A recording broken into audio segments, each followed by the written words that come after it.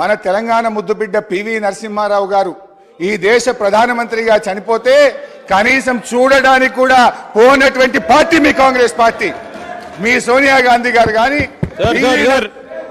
అధ్యక్ష ఈరోజు నువ్వు ఎంత లేచినా నీకు మంత్రి పదవి రాదులే అన్న. గౌరవనీయులు గౌరవ ముఖ్యమంత్రి రేవంత్ రెడ్డి గారు అన్నా ప్లీజ్ కోమటిరెడ్డి రాజగోపాల్ అన్న జర దయనే ప్లీజ్ ప్లీజ్ దయా మీ దయా అన్న నేను చెంచాను లేదు అన్న. ఇప్పుడు గౌరవనీయులు ముఖ్యమంత్రి గారు మాట్లాడుతూ వారి ప్రసంగం నేను చాలా జాగ్రత్తగా కూర్చొని విన్నాను అధ్యక్ష. వారు ఇంకా ఈ రాష్ట్రానికి ముఖ్యమంత్రి అయినట్టుగా భావించడం లేదు. వారి ప్రసంగ తీరు కానీ ఈ సభ వారు నడుపుతున్నటువంటి తీరు చూస్తూ ఉంటే ఇంకా ఆయన ప్రతిపక్షంలో ఉన్నట్టు ఒక పిసిసి అధ్యక్షుడిగా ఉన్నట్టు ఒక స్లీపింగ్ రిమార్క్స్ ఎలక్షన్ స్పీచ్ తరహాలో వారు మాట్లాడుతూ ఉన్నారు. బాధ్యతాయుతంగా మాట్లాడతారేమో వారు మారుతారేమోనని నేను భావించాను. కానీ వారి ప్రసంగం అంతా కూడా ఒక ప్రతిపక్షంలో ఆ రోజు ఎట్లయితే గోబల్స్ ప్రచారం చేస్తూ ఒక అబద్ధాన్ని 100 సార్లు చెప్తే నిజమైద్దన్న రీతిలో గతంలో వ్యవహరించారో ఇవాళ సభానాయకుడు కూడా అదే తీరును వారు ప్రదర్శించడం ఇది దురదృష్టకరం. ఈ సభకు ఆయనకు మంచిది కాదని నేను హితవు పలుకుతా ఉన్నాను. ఇకపోతే అధ్యక్ష వారు కుటుంబ పాలన గురించి ప్రారంభించారు. వెనకడికి ఎవడో గొంగళ్ళ కూర్చొని ఇంటికెళ్ళేరిండట. ఇవాళ వాళ్ళ పరిస్థితి అట్లా ఉన్నది. అసలు మీ పార్టీ నెహ్రూ గారు, సోనియా గాంధీ గారు, రాజీవ్ గాంధీ గారు చనిపోతే ఒక ఎన్ఆర్ఐ ఇటలీ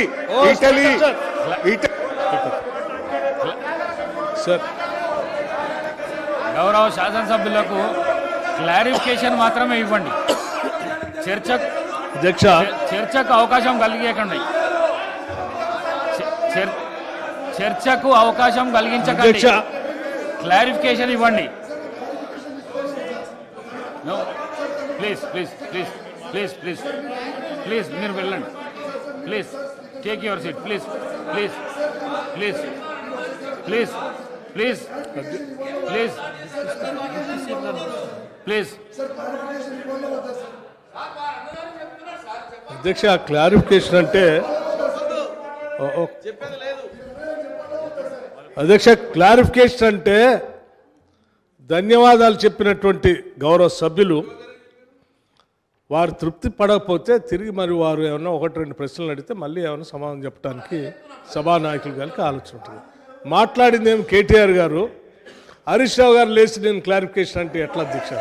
హరీష్ రావు గారు లేచి మళ్ళీ మాట్లాడటం అంటే ఇంకో 2వ ప్రశ్న అడగటం, అది ఇంకో క్వశ్చన్ కిందకి వస్తుంది తప్ప అది క్లారిఫికేషన్ కిందకి రాదు. క్లారిఫికేషన్ అంటే కేటీఆర్ గారే మాట్లాడాలి. దయచేసి పోనీ సభా వ్యవహారాల మంత్రి గారు సరే ఒక్క నిమిషం హరీష్ రావు గారు మాట్లాడతారు క్లారిఫికేషన్ అని అడిగినప్పుడు వారు క్లారిఫికేషన్లోకి పోవాలి. కానీ జవహర్లాల్ నెహ్రూ గారి దగ్గర నుంచి చరిత్రలోకి వెళ్తే మేము చాలా విషయాలు మాట్లాడాల్సి ఉంటుంది. దయచేసి అది కరెక్ట్ కాదు. ఏదైనా ఉంటే కేటీఆర్ గారు క్లారిఫికేషన్ ఏమైనా ఉంటే 1-2 అడిగి ముగించవలసిందిగా కోరుతా ఉన్నాం. బట్టి గారు, I have lot of respect for you. మీరు ఇక్కడ కూర్చున్నప్పుడు కూడా 5 సభ్యులున్నా మీరు 1 గంట మాట్లాడినా బెల్లు కొట్టలే స్పీకర్ గారు. అంత డెమోక్రటిక్గా మేమున్నాం. ఇక్కడ మీరేమో మాటలేమో డెమోక్రసీ, చేతలేమో నిరంకుశత్వం. మీరు మా గొంతు ఎందుకు నొక్కుతున్నారని ఎందుకంత భయపడుతున్నారు? మీరు నిజంగా మేము మాట్లాడిన దానికి సమాధానం చెప్పండి. మీ దగ్గర సమాధానం ఉంటే మీరు మాట్లాడినప్పుడు మేము విన్నాం ఓపికగా. మా మాట వినండి, సమాధానం చెప్పండి. మీరు అన్నారు కదా రాత్రి 12 దాకా కూర్చుందాం, తొందర ఏమున్నది? Come on let us discuss.